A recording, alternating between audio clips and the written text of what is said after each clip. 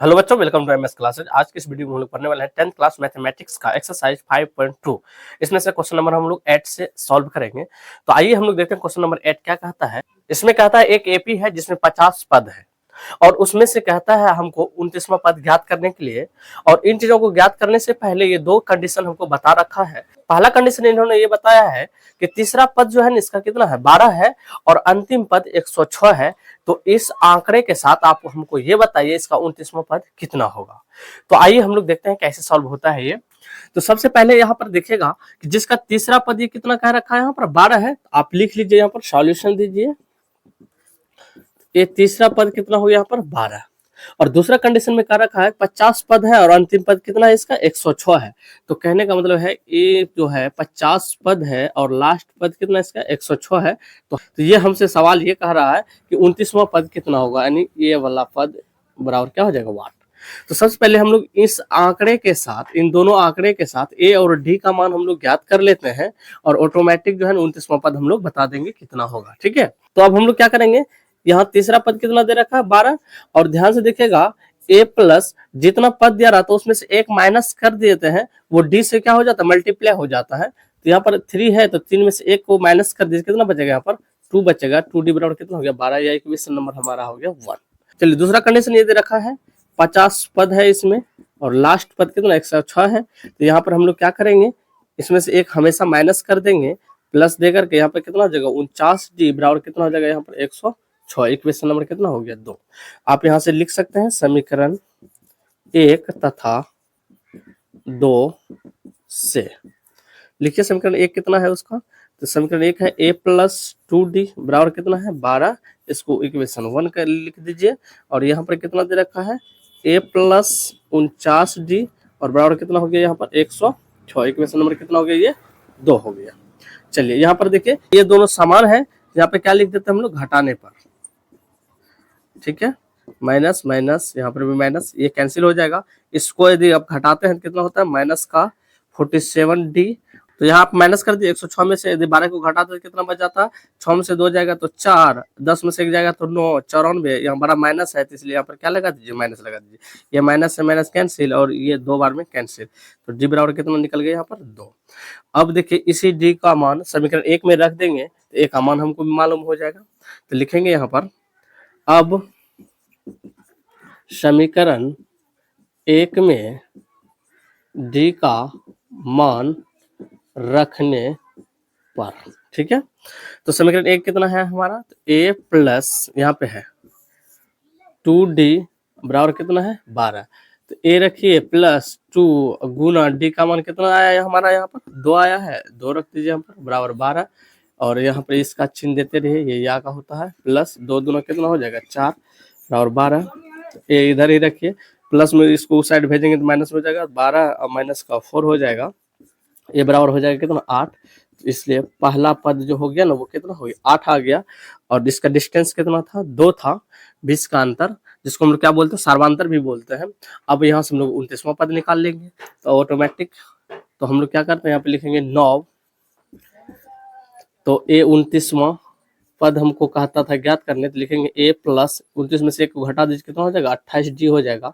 a का मान रख दीजिए कितना है 8 और यहाँ पर हो जाएगा हमारा कितना 28 गुना d का मान कितना आया था 2 और यहाँ से इसको करिए 8 और प्लस 28 दूना कितना हो गया यहाँ पर 56। इन दोनों को जोड़ दीजिए कितना हो जाएगा 64। तो कहिएगा अतः 29वां पद जो होगा कितना हो जाएगा वो 64 होंगे। ठीक है, उम्मीद करता है आपको ये समझ में आ गया होगा। तो आप इसका एक स्क्रीनशॉट लीजिए, बढ़ते हैं हम लोग अगले स्लाइड की ओर। आइए हम लोग देखते हैं नेक्स्ट सवाल क्या है। कहता है यदि किसी एपी के तीसरे और 9वें पद जो है क्रमशः 4 है और कितना वहां पर -8 है, तो आप ये बताइए इसका कौन सा पद शून्य होगा। हमें पता नहीं है कौन सी पद शून्य होगा या नहीं होगा। सबसे पहले किसी भी पद को निकालने के लिए आपको मालूम होना चाहिए ए और डी का मान। तो वो कैसे निकलेगा, तो यहाँ कुछ आंकड़ा दे रखा है जो कि यहाँ पर एपी का जो है, यहाँ पे पहले सॉल्यूशन लिख लीजिए और एपी का तीसरा पद कितना दे रखा है वहां पर 4, तो लिखेंगे a3 बराबर कितना हो जाएगा यहाँ पर 4। और दूसरा कंडीशन क्या दे रखा है 9वें पद -8 दे रखा है, a9 जो हो जाएगा कितना हो जाएगा -8। तो कहता है कौन सा पद ये शून्य होगा। सबसे पहले इसको हम लोग सॉल्व कर लेते हैं। तो यहाँ जो होगा a प्लस इसमें से एक माइनस कर दीजिए और उसको d से गुना कर दीजिए, तो 3 में से एक जाएगा तो 2 बचेगा, 2 को d से गुना करेंगे 2d हो जाएगा, बराबर कितना होगा 4। इक्वेशन नंबर ये हो गया 1। अब यहाँ पे देखिए दूसरा कंडीशन क्या दे रखा है a9, तो a9 बराबर कितना है -8। तो इसको भी हम लोग सॉल्व कर लेते हैं। यहाँ पर देखिए a9 दे रखा है, तो a तो लिखेंगे ही लिखेंगे, 9 में से एक को माइनस कर देंगे और उससे d से गुना कर देंगे, तो 9 में से एक जाएगा तो कितना हो जाएगा 8, 8 को d से गुना कर देंगे, बराबर कितना हो जाएगा -8। इक्वेशन नंबर कितना हो गया 2। अब समीकरण 1 समीकरण 2 आ गया, तो हम लोग लिख देंगे यहाँ पर समीकरण 1 तथा 2 से। समीकरण 1 कितना है a प्लस 2d बराबर कितना है 4।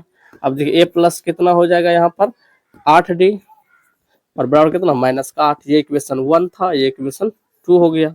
इसको सॉल्व कर लेते हैं। तो यहाँ सामान है तो हम लोग यहाँ पे क्या लिख देंगे घटाने पर, ठीक है। तो माइनस हो जाएगा, प्लस का चिन्ह है तो माइनस दीजिए, माइनस है तो प्लस दे दीजिए। एक तो कैंसिल हो गया।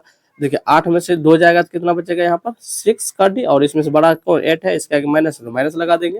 यहाँ देखिए अब यहाँ प्लस, यहाँ भी प्लस है तो ये प्लस प्लस जुड़ जाएगा, तो 8 4 कितना हो जाएगा यहाँ पर 12 हो जाएगा। तो यहाँ से देखिए 6 दूना कितना हो गया 12। तो यहाँ पर d बराबर जो हो गया माइनस कितना आ गया 2 आ गया। अब d का मान मालूम हो गया, समीकरण 1 में रख देंगे और हम लोगों को a का मान मालूम हो जाएगा। तो हम लोग यहाँ पे लिख सकते हैं अब समीकरण 1 में d का मान रखने पर, ठीक है। तो समीकरण 1 कितना हमारा दे रखा है यहाँ पर a प्लस कितना है 2d बराबर कितना है 4। अब देखिए a लिखिए 10 का 10 प्लस यहाँ पे कितना 2 गुना d का मान कितना आया यहाँ पर माइनस का 2 बराबर कितना हो गया 4, ठीक है। तो यहाँ a लिखिए और यहाँ पर देखिए प्लस और माइनस की वजह से क्या हो जाएगा माइनस, 2 दूना कितना हो जाएगा 4 और बराबर कितना है इधर 4। अब इस माइनस को उस साइड भेज देंगे, इस संख्या अचर राशि उधर भेज देंगे तो प्लस हो जाएगा। तो देखिए a यहीं पे रहेगा और a बराबर ये माइनस में उस साइड जाएगा तो क्या हो जाएगा वो प्लस का ये 4 और a बराबर कितना हो गया यहाँ पर 8। तो यहाँ से फाइनली कह सकते हैं a और d का मान हम लोगों को मालूम हो गया। तो सवाल ये पूछा है कि कौन सा पद इसका शून्य होगा, तो हमें तो पता नहीं है कौन सा पद शून्य होगा, तो हम लोग मान लेते हैं कि nवां पद इसका शून्य होगा। तो यहाँ लिख लेते हैं माना कि nवां पद शून्य होगा, और nवां पद शून्य होने का मतलब है कि a n बराबर क्या हो जाएगा यहाँ पर 0 हो जाएगा। a n का फॉर्मूला क्या होता है a प्लस और यहाँ पर n माइनस 1 इंटू क्या हो जाता है d, अब बराबर क्या है 0 है। a का मान यहाँ से आप रख दीजिए, a का मान कितना आया 8 आया है और प्लस लिखिए n तो हमें मालूम नहीं है, और d का मान कितना आया है हमारा यहाँ से तो -2 आया है, यहाँ पर हम लोग -2 रख देंगे, ठीक है। और बराबर का क्या हो जाएगा 0। तो इसको सॉल्व करते हैं हम लोग और आगे, तो यहाँ हो जाएगा 8। तो यहाँ देखिए यहाँ माइनस है, यहाँ क्या है प्लस है, प्लस और माइनस की वजह से क्या हो जाएगा माइनस हो जाएगा। इसको इसके साथ गुना करेगा तो 2n हो जाएगा, और इसको इसके साथ गुना माइनस और माइनस की वजह से प्लस 2 एकम कितना हो जाएगा 2 हो जाएगा, इक्वल कितना 0। तो अचर राशि को उधर भेज दीजिए, सभी को -2 रहने दीजिए n इधर को 2n को। अब देखिए प्लस में उस साइड जाएगा तो माइनस का 2, ये प्लस में उस साइड जाएगा तो माइनस का क्या हो जाएगा यहाँ पर 8 हो जाएगा। अच्छा तो ये -2n इधर ही रहेगा, तो माइनस और माइनस की वजह से प्लस होता है, तो 8 2 कितना हो जाएगा माइनस का यहाँ पर 10 हो जाएगा। यहाँ से इसको और इसको काट सकते हैं और इसको भी आप काट सकते हैं, कितना हो 5। ये n बराबर कितना हो जाएगा 5 हो जाएगा। तो हम लोग कहेंगे अतः पांचवा पद क्या होगा इसका शून्य होगा, ठीक है। उम्मीद करता हूं आपको ये समझ में आ गया होगा। तो आप इसका एक स्क्रीनशॉट लीजिए, हम लोग बढ़ते हैं अगले स्लाइड की ओर। आइए हम लोग क्वेश्चन नंबर 10। क्वेश्चन नंबर 10 में एक आता है एक एपी है और उसमें से 17वां पद जो है उसके 10वें पद से 7 क्या है वो ज्यादा है।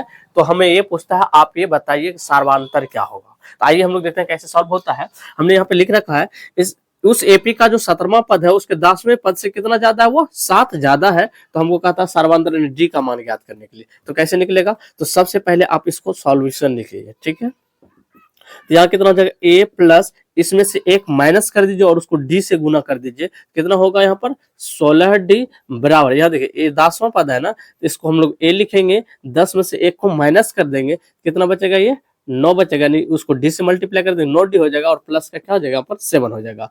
तो हम लोग क्या करेंगे, अब यहाँ पर सबको एक साइड ले आइए। यहाँ ए प्लस कितना है, यहाँ पर 16d है, ये प्लस बी साइड आएगा तो क्या हो जाएगा माइनस का, ये प्लस बी साइड आएगा तो कितना हो जाएगा माइनस का 9d, और इधर कितना बच जाएगा 7। जल्द देखिए ये प्लस में माइनस में क्या हो जाएगा, इसकी वजह से कैंसिल हो जाएगा, एक में एगो ये चला गया तो क्या बचा 0 बचा। अब देखिए 16 में से 9 जाएगा तो कितना बचेगा यहाँ पर 7d, और बराबर कितना इधर है 7। तो यहाँ पे आप कह सकते हैं d बराबर क्या हो जाएगा 7/7, ये गुना में इस साइड आएगा तो भागा में एक बार में कट जाएगा, और कितना हो जाएगा यहाँ पर d का मान 1। तो कहेंगे अतः इसका जो सार्वांतर होगा, इसका सार्वांतर अर्थात इसको d से हम लोग दिखाते हैं, कितना हो जाएगा इसका 1 हो जाएगा। ठीक है, आंसर हो गया। उम्मीद करता है आपको ये समझ में आ गया होगा। तो आप इसका एक स्क्रीनशॉट लीजिए। तो उम्मीद करता है आपको ये वीडियो अच्छा भी लगा होगा। तो यदि आपको अच्छा लगा तो एक लाइक करें, दोस्तों में शेयर करें, चैनल पर पहली बार आए तो सब्सक्राइब जरूर करें। आज की इस वीडियो को यहीं पे रखते हैं, मिलते हैं नेक्स्ट वीडियो के साथ। बने रहे MS क्लासेस। थैंक्स।